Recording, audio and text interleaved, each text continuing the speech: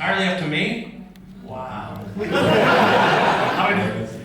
My mind is telling me, not Paul, that maybe I should do 5 minutes of questions now. Go to an interval. You guys can go piss and get a bunch of booze, and then we'll come back and do a bit more of this. Hey! Are you guys having a good time today? Everyone fucking yeah! Here I go answering questions. You thought that first part of the show here was awkward. Just wait to see this. Put the guitar down. I'm grabbing the chair. I was given a choice of a couple of chairs, and I chose this one because it looks super bad. Like a chair that one would choose, but it doesn't give a fuck what people think. Okay? What's that? Pearl necklace? Oh, I got the beer! Is pearl necklace a euphemism for jizzing here as well? Or is that just in Australia, like the orca? So, ladies and gentlemen, it says ask Devin a question. It smells like beer, it's covered with beer, it's got a type of beer that's called beer. I think my favorite part about the culture is like there's not a lot to the imagination. Want a beer? Which one? The white one or the black one with the white outline? Alright, so first question is from Jeremy. It says, "Oi, where's Heavy Dev?" Well, I'm going to assume that would be Jeremy. I'm going to assume he's either 24 or 55 and single. But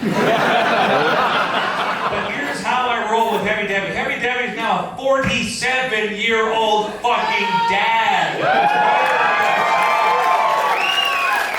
So how my anger now manifests itself is in a much more subtle way. As opposed to 25, where I thought I could truly have some sort of influence over top of, how the world functions. Ready?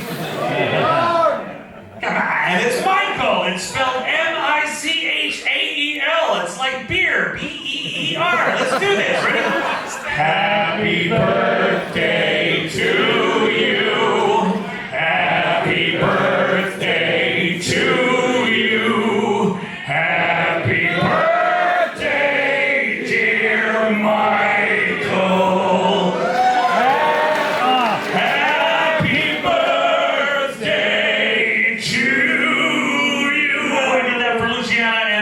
Justin. Okay. Wow. I haven't changed these pants in literally a week and a half, and at this proximity, all I smell is nuts. Okay, so Michael McIlleride? So Michael asks, is there anything in particular that you find helpful when you're stuck on a creative idea? Example, relaxation, certain techniques. You're going to belie this defense mechanism that I've been portraying for the past couple of minutes because it's the first show and I'm trying to get my head back into it. So I'm playing the waka waka waka. I'm a Canadian. Yeah, that's all. So yes, okay, here I go, having to be me. Fuck's sake. All right, so yes, I meditate every day for 40 minutes in the morning and then at night to clear the energy because I have the energetic circles and.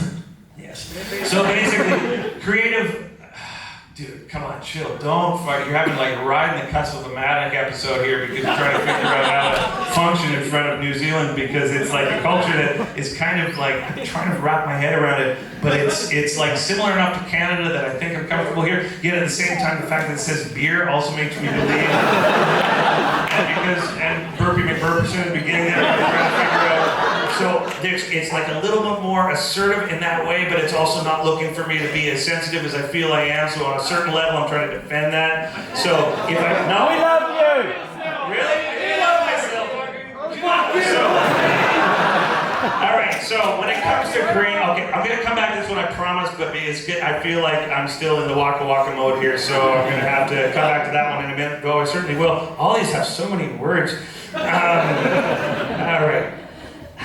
From Spaley, how do you balance your critic and creator? Well, family helps. I remember hearing a quote years ago saying, if you ever feel like you're enlightened, go spend a week with your family. And that really has been of the utmost value for me. I've been, like I said, I've been married for 30 years, and my wife, because I tend to come, I'm like, okay, I got this idea for the Moth, I've got this idea for this orchestra, and what I want to do is I want to use sex as a vehicle to present like the horrendous nature of the human psychology, in that sex is a metaphor for unity, and because we're so separate from the whole idea of oneness, there's sex and it becomes entwined with power. So I have this idea of just like this symphony of just brutal music with like men killing each other with their penises, and like, and portray sex as being this really ugly, metaphor for unity, like these big vaginas just vomiting worms on them. And like this one scene where the guy accidentally kills his brother by fucking him up with the ass, and all the veins on his penis turn into his parents' face and start screaming at the audience. So I expressed that to my wife, and she was just like, what the fuck is going on? And I thought, well, clearly my mother will understand. So I expressed that to her, and she's just like, you need to never say that in front of an audience in Auckland. So the way that I balance the critic versus the creator is that I think that humanity and the artistic temperament in general is split. I think it's a binary sort of experience, and a lot of people are critical of my work for like sort of taking the piss out of itself, or having all the stupid puppets and whatever. But I just think fundamentally humanity is absurd. And I think that same mechanism that allows me to participate in the absurdity of it is the same thing that allows me to sort of keep it in check. Because ultimately, we're not curing cancer, right? Like, what was that? I said this before, I just love it. That when U2, they're always just like, we are saving the world, and be like, great. So they played in their hometown. I love this. And then we're gonna fuck off and then come back in a couple minutes. But they played in their hometown, and Bono was on stage, and he was like slowly clapping. Did you hear this? And he's like, every time I clap my hands, a child in Africa dies. So someone says, stop clapping in the back. And then I figure at the backstage would be great. The rest of his band is just kind of like. But I think you got to keep that in mind. So I think critic versus creator. I think you got. Oh, is he going? He's. All right. Do you want another beer? No, I'm not a huge drinker, but I will. I'll hold on to it. I'm Canadian. I don't even like hockey. I think it's a metaphor for war. Right, but we should. I am right now, because in Halifax I have conversations while I'm talking as well. That's really cool. Everybody, hey, it's Talkie Guy. What's your name? Julian. Nice to meet you. So, Sexian? Why do they call you that? My dog. Yes.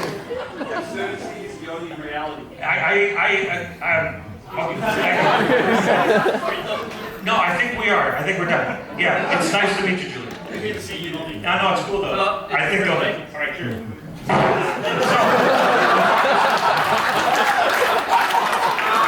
Sorry.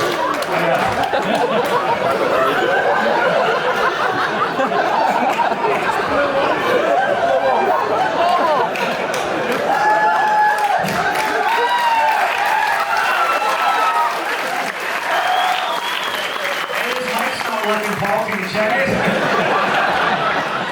Hey, ladies and gentlemen, I'm so sorry I'm being a fucking jackass. I haven't played a show in months, and I'm just like, how the shit do you do this? So, I will be back, and we'll answer questions, and I'll play songs, and it will be like this, except more tired. So,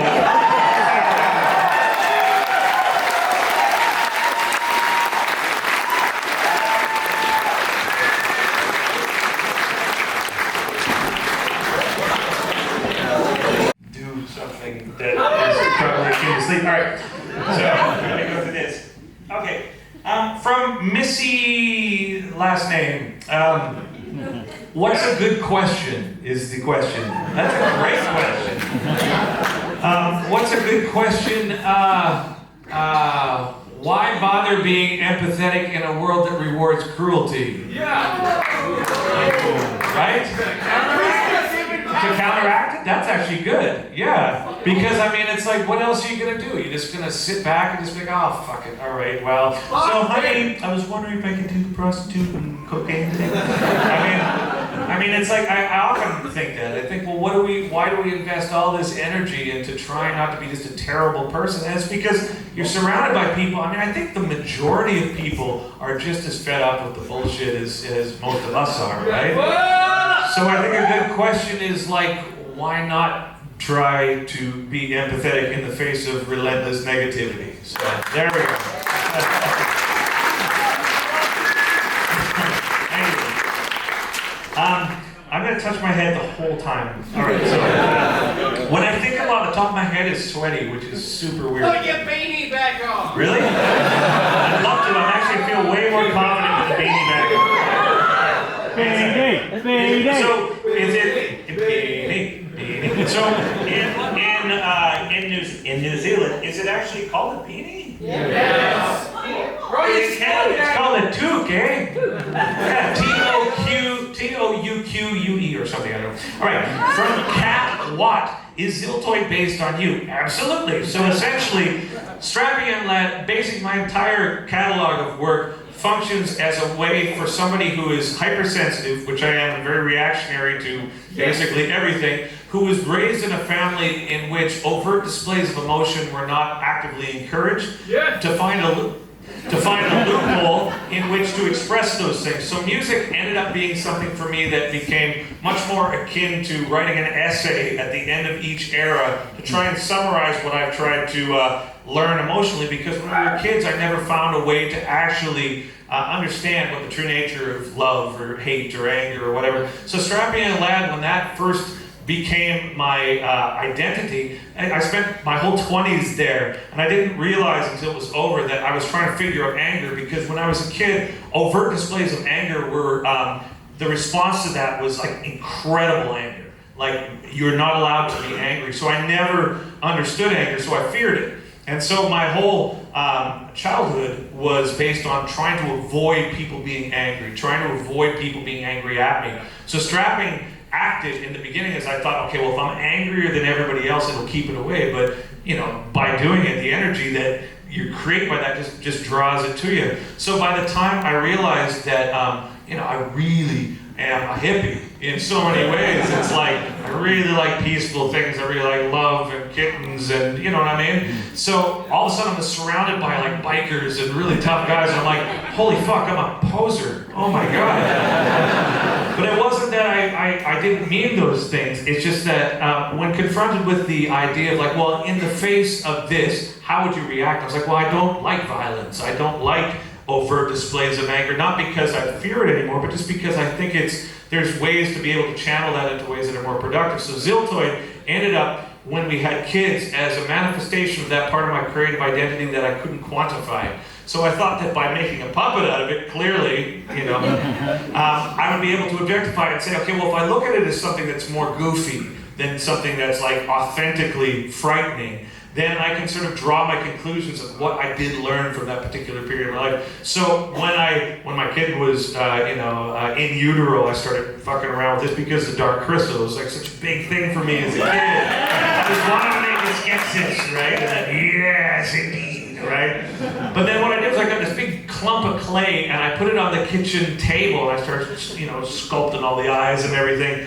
And at the end, I thought, I know, a great idea is I'll take the dreadlocks that are preventing me from having like a normal sex life because they smell like, the skeleton may have looked cool, but when you wake up in the morning and your pillow has a translucent window of like turgid head grease, it is real. And then all of a sudden, we're having a baby, and I had to go to the bank to get a loan. We needed to get 50 grand, and I wanted to get like a little Pro Tools rig so I could make the Ziltoid record, or what ended up being the Ziltoid. And I had this hair, and I put it in a ponytail because for whatever reason I thought that was more distinguished. And I walked into the Royal Bank of Canada with my wife. I'm like, yes, sir. Well, no, basically because the music industry is such as it is, I would like to apply for this loan. And dude, I remember thinking, that guy, man. I like to think it's like Tourette's manifesting as like a real positive thing. It's just like always, yes, awesome, good, great, I love it. I love things of a good good person. My dad thinks I'm a good person. And I believe that you are a good person because I love that outburst of positivity. I love you. Please, everybody, yes, guy. Oh, that's so funny. Wait, let me just think what just happened.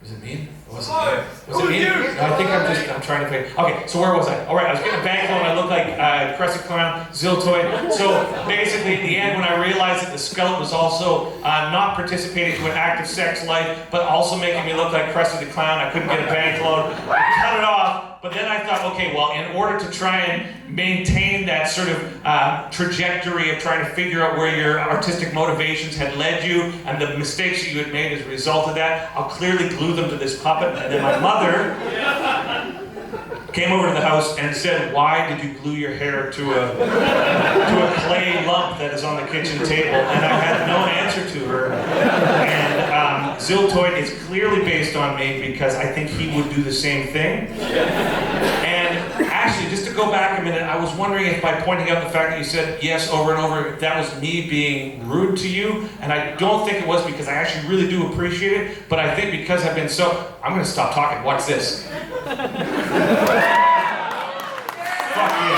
yeah. So next question. Thank you.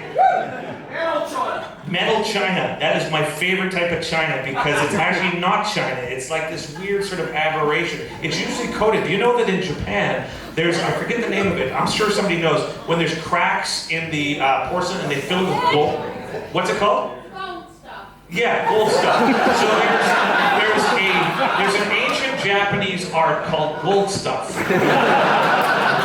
And basically the idea is they fill in the cracks of porcelain with gold. So I think metal china is actually that there. Okay, so from Rachel Anastasi, how did you decide which tracks to include on the main Empath album and which to sort as demos?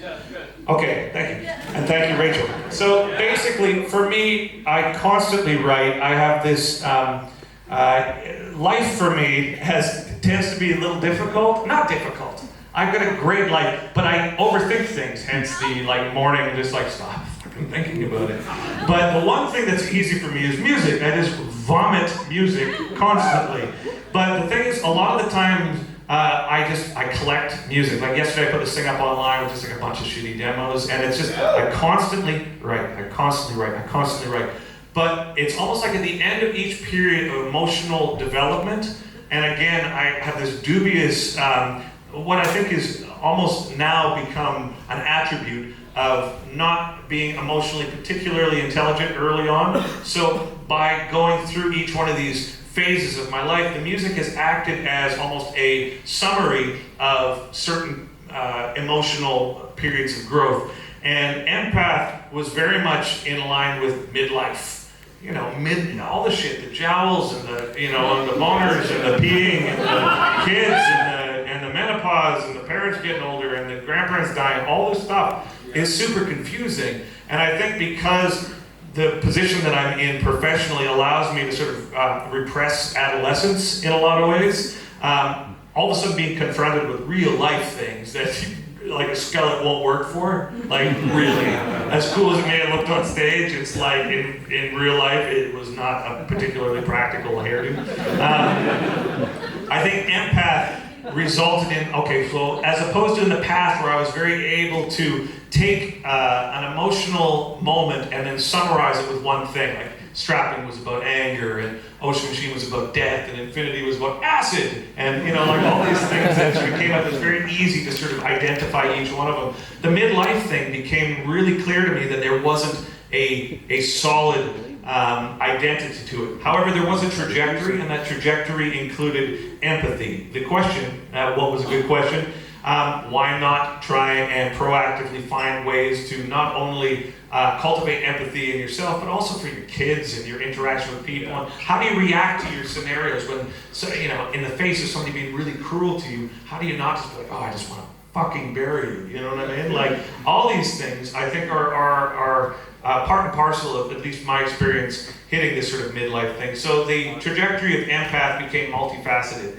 And the idea of, in the past, not being able to present my music in a way that everything was in one place, I had sort of a self-imposed parameter of it has to be one thing. Strapping, and DTP, Alien and Syncestra, Deconstruction and Ghost. They had to be mutually exclusive. So the idea of midlife became like, okay, well there's no black and white, it's gray. And so Empath became a very colorful record. And then what I did to choose the album order is I put it into iTunes and I just keep changing it. And it's surprising how those of you who are musicians, I'm sure you recognize that all you have to do is just move one song. If I started the record with Hear Me, it would have had a much different emotional reaction than starting it with Castaway. And so I just keep feeling it out until the feeling that I get by listening to the album in its entirety inspires the impression of the moment of fundamental truth that inspired it. Last thing, God, I talk a lot, holy shit. Last thing I will say is as an artist, I think our roles, is specifically if we are of hypersensitive disposition, is to when we are in the presence of something true, and by true I mean beyond us. It can be looking at the stars, or being present with nature, or a mountain, or seeing birth or death, or any of these real human things that we participate in that are beyond us. I think through our bias, through our life experience, through our cultural predispositions, we try and vomit that back out in a way that if people react to it, what they're reacting to is something that's beyond the artist. So Empath and all these records, I just keep fucking with it until it feels like it doesn't irritate me anymore. Yeah. Right?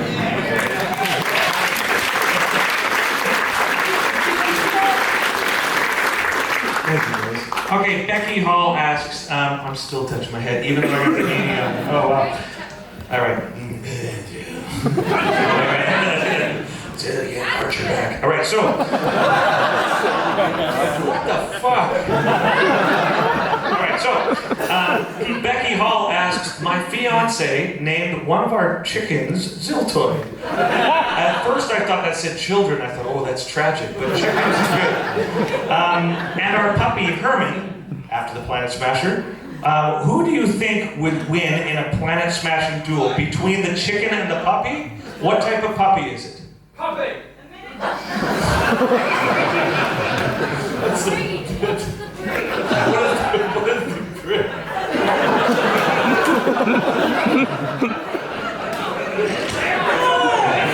Dude, I love you. You're fucking favorite person in the world. Okay, I got a backstory though, because of the way you just said puppy. I'm sorry, and if this offends you, this is like my Canadian predisposition. Feels bad about it, but fuck it. I like to think that when you go to like a burger store, you just stand in front like burger.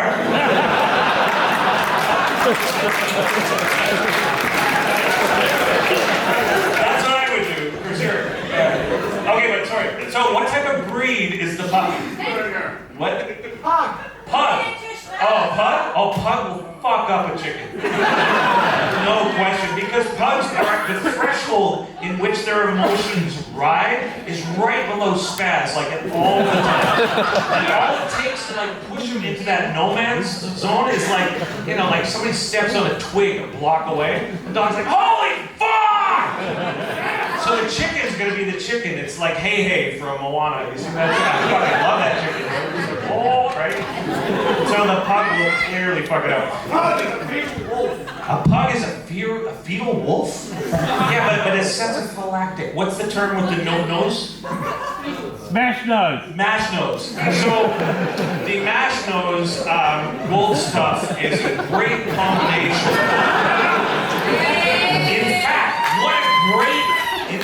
What a great thug name. Mash nose gold stuff. Or stage name. Man, I could rock that. I'm gonna have to retire Charles Fuckbot. Okay, so. Alright, Robin Tracy asked, will you ever tour with Che Amy Dorval? When? And are you planning on doing any further material with her? Che's in the new band! We'd love to hear that too, so yeah, it's like, Che's just so great. And plus, the way that she offsets the rest of the band is just a bunch of like old prog nerds is like great. It's got this kind of like, you guys just go there and we'll meet at one. I love that, actually. Next question from Luke Taylor. Which experience most changed you for the better that you would rather not repeat? Okay, with Strapping Young Lad, at the end of it, what you play with when you are manipulating people's emotions musically is if you don't incorporate accountability into that, and I think there's a lot of different ways of looking at that. Some people look at accountability in music as being, once it leaves you, you are no longer responsible for it at all. However, in my experience, I tried to consciously participate in a lack of accountability so I could say, the most deviant things that I could. What ended up resulting in that is I drew to me a bunch of people and energy that scared the shit out of me. And I wasn't ready for it because I was like up on stage, I'm like, fuck. I got all these tough guys like, yeah, whatever, fuck. Right?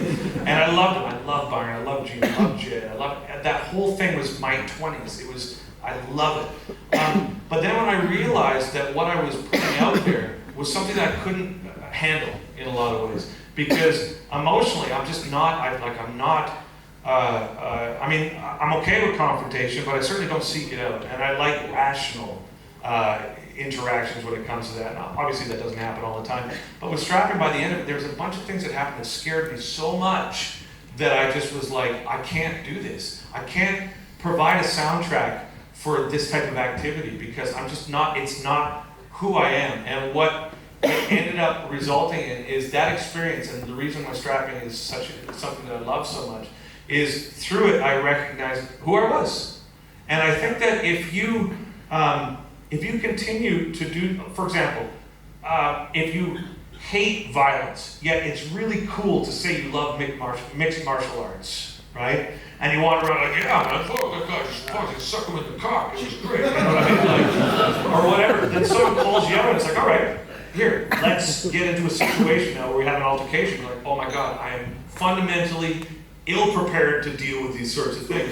The best thing that ever happened to me was being scared enough, not only with Strapping, but in situations where it forced me to be confident enough, ironically, to say, okay, this is who I am. This is who I am. And if it's not cool, if it's not heavy, if it's not what people like, I'm sorry. And it makes it so much easier for me to exist now because I don't feel like I have to front anything. If people are like, oh, you're a fucking bald guy that likes cats, I'm like, yeah. And fucking kitties, man. You know?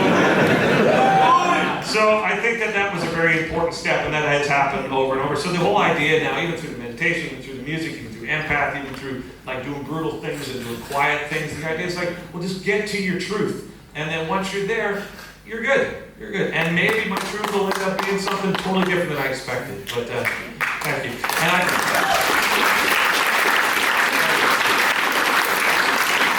And I have to admit, just the opportunity to be able to come here, and I mean, these kinds of acoustic shows, I mean, I know how weird this is. It's like, oh, it's a Strapping guy, all this shit, and he's up there talking about kittens and fucking, you know what I mean? But it's like, it's really good for me, and so thank you for being supportive of that.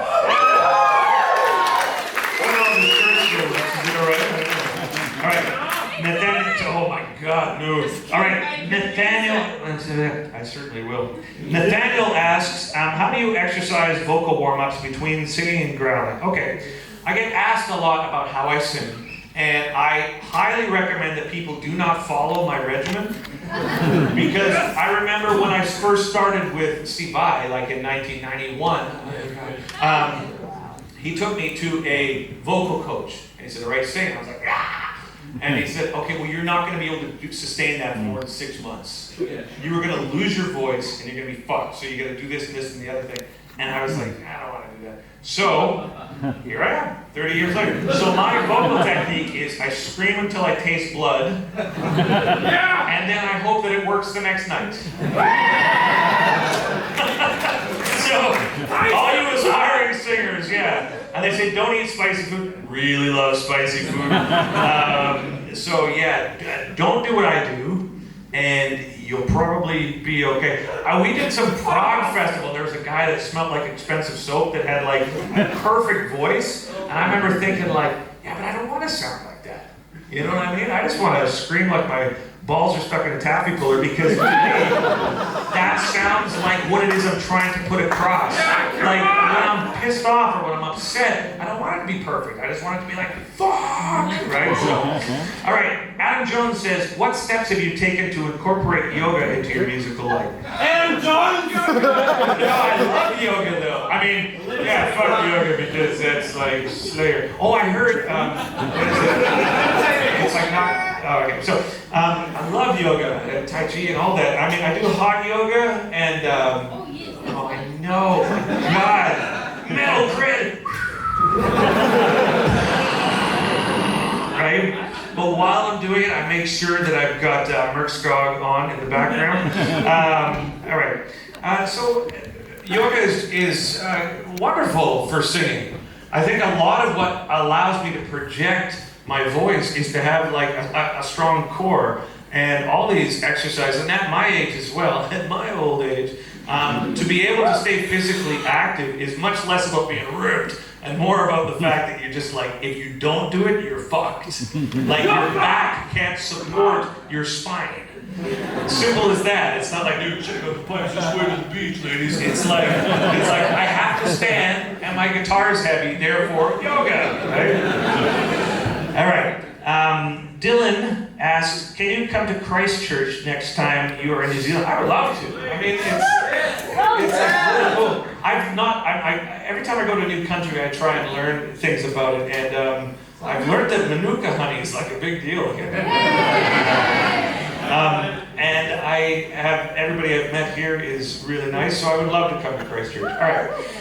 What a weird name, though, eh? And Wellington. It's like, but that's like beer. You know, Christchurch. It's like, right? It's like what it says on the tin, right? Writing paper. All right. Christy Addison says, could you please name our son? Oh.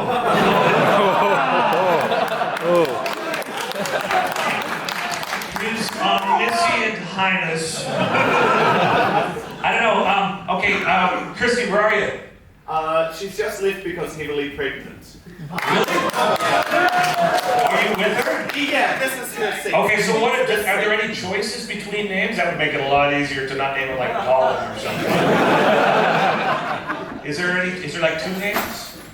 No, man, I'm gonna leave it all up to you. Okay, so what I'm gonna do is just because my fence-sitting Canadian personality requires me to give myself an out, Okay. I'm going to make it two things. I'm going to make it one thing that's absurd and another thing that's a little more open-ended. All right?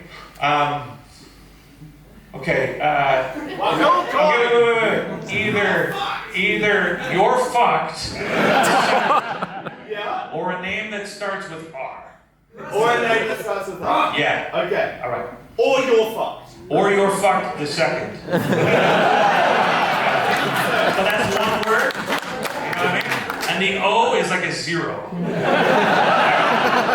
Right? And good luck with the baby thing because holy no sleep for 10 years, Batman.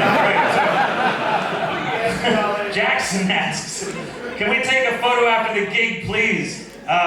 Very potentially. I'm going to be walking around in the world's worst jacket. Yes. And as long as you don't say, take your jacket off, jacket off, jacket off. Jacket off. All right, so. What about beanie? What about the beanie? Oh, this is so good. Here's the thing, man.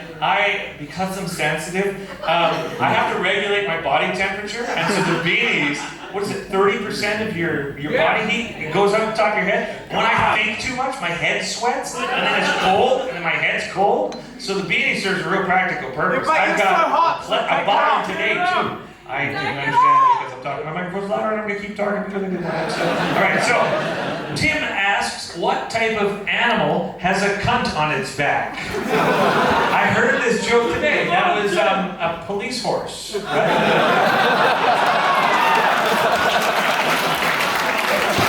Well, here's a question. Is cunt like a word here that is as divisive as it is in North America, or is it more like the UK? Don't say stupid cunt. For UK? Okay, good. So it can be like a term of endearment. Yeah. Like, I'm gonna go see my mom, that old cunt. Yeah. Hall, again in brackets. Do you think you'll come back to New Zealand at around April 2021? Will you play me down the aisle? These are specific questions. And I assume you're talking about somebody other than myself because, yeah. Do it online? What a fucking cool idea. Well, you know what would be great though is if you just had like a bunch of things people could choose, like I could pre-record it and just be like, for marriage, press 1. I'll be like, I would like to say to Mr. Black, congratulations with the sex life. Right? It is great. Married sex is so... It is. The nights that it is great, but the other nights are just like, few and far between. So, oh man, I talk about boning a lot. But it is super fun, right? Yeah, And it's also like gross and super complicated. You know what I find the worst part is? It's like, when I think about sex, I always think about, because when I was younger, I went through, it's like, oh, am I gay? And I realized, I'm like, oh, I'm not gay. So I'm definitely heterosexual. But I thought it out, so all good. But at the same time, when I think of sex, I'm always thinking about like, boobies, boobies. Yeah, it's like, I'm friends with women, and I always think to myself, I wouldn't want to do that to you. It's gross. I think I with my wife, too. She's just, I'm just like, all the shit that I think about, I would never want to do with you because you're my buddy. You know what I mean? It's, no. Fuck no. You know what I mean? So then I'm stuck because I'm thinking like, oh, I want to do all these horrible things. I'm like, that'd be fucking gross. I want to do that. And then all of a sudden you get an opportunity, you're like, no. And then all of a sudden kids come into the thing and you're just like, it has to be during the day and then it's real and it's like a human being and it's like, it smells and they're just like, right? So it's like, but then all I think about it is sex. It's like, fuck. So I went to a sex therapist. So I started seeing the sex therapist because I thought that underneath it all, because I've had such limited sexual experience too, so I thought that underneath it all was like anger. And then I was talking to my wife about it the other day. I was like, man, all I think about is sex, but it's like, ugh. So it's like, she's like, well, maybe because you have no release, because your life is just so fucking crazy, that maybe you have psychologically like channeled all these thoughts of like what sex is to just the idea of release, but it will never be that much unless you have like an orgasm where it's just like your balls blow up. Right? But at that point, it's like, that sounds great though. Like, pow! It's like, oh fuck yeah. It would be because you're just like, oh, it's a human being and they got weird earrings and it's like, all the human shit I'm super not attracted to, but like the boobs, the butt, and the vagina, all that stuff is like, yeah. So it's like, yeah, I don't know. I'll come back to you on that one. All right. Not sure. Okay.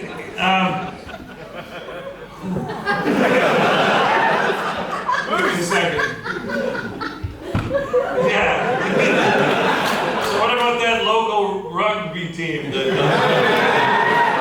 I hear that they're burly men. Yeah. Yeah, it's them throwing the ball. Yay, sports. Okay, so name from Blake. Will you do another collaboration with Gajira? I mean, I love Joe. He's such a good human being, and the whole band. It's like such good people and good friends. But I think the biggest problem with collaboration is people think that the motivation to do that oftentimes is for what it represents publicly. But I think a lot of times when you get to the point where you're able to be in the presence of folks who you admire, it doesn't make it, you don't want to do it. You're just kind of like, why would we do that? Why wouldn't we just go out for coffee, hang out, and not put it on Instagram? That sounds fucking awesome. As opposed to like, oh yeah, dude, we should make it so, hang a second, hey. You know what I mean? Hashtag hang out with my bros. Yeah, they're great people and they're good friends, and we did a collaboration, and yeah,